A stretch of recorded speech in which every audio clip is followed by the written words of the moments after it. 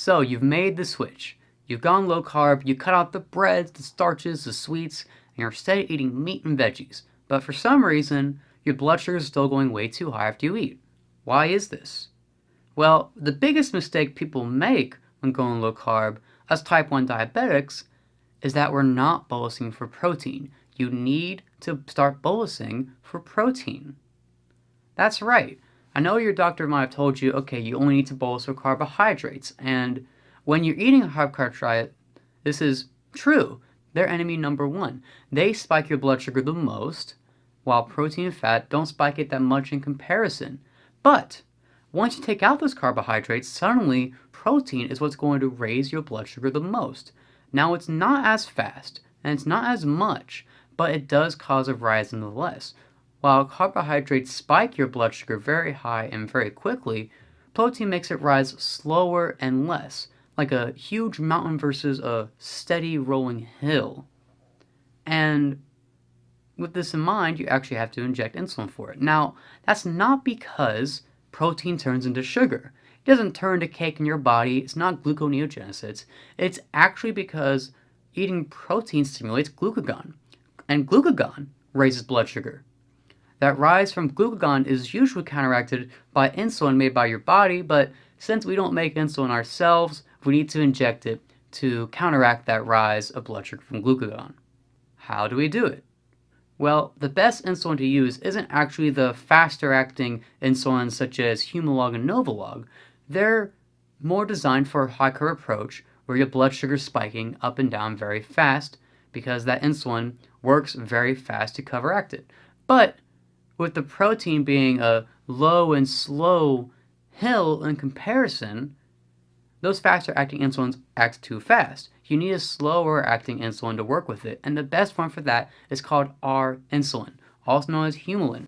This is R-insulin, and you can actually order R-insulin if you're in the United States from any Walmart pharmacy except unless you're in Indiana, over the counter, no prescription, for about $25 a vial.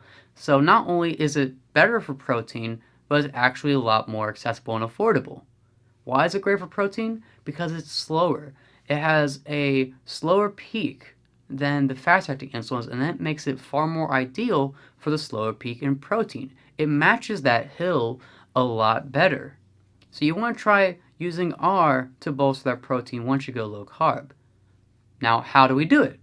Well, to start, you want to inject that insulin around 45 minutes before. That's what Bernstein recommends, because it acts a lot slower.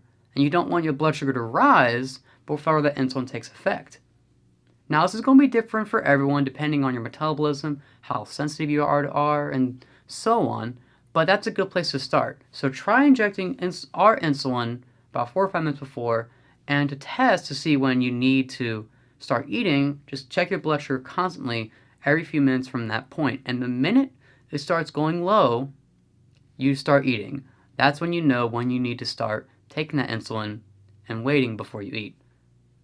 Because you don't want to go low before you eat. But you don't want to spike before you eat either.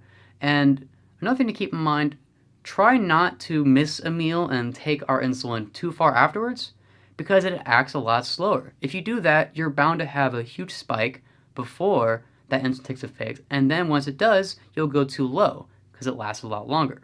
If that happens, take Humalog or Novolog, because you don't want to end up with a roller coaster blood sugar because you took the insulin too late. But if you take it on time, our insulin is actually the best insulin for covering protein. Now, how much? Well, Dr. Bernstein recommends about 1 unit of R per every 2 ounces of protein. Again, that's going to vary based on your own sensitivities, based on your weight, based on your metabolism, but that's a good starting point. So look into R, try that out, and experiment. See if you end up too high or too low after you eat. See when you end up high or low, or if you get that flat line, you're good to go.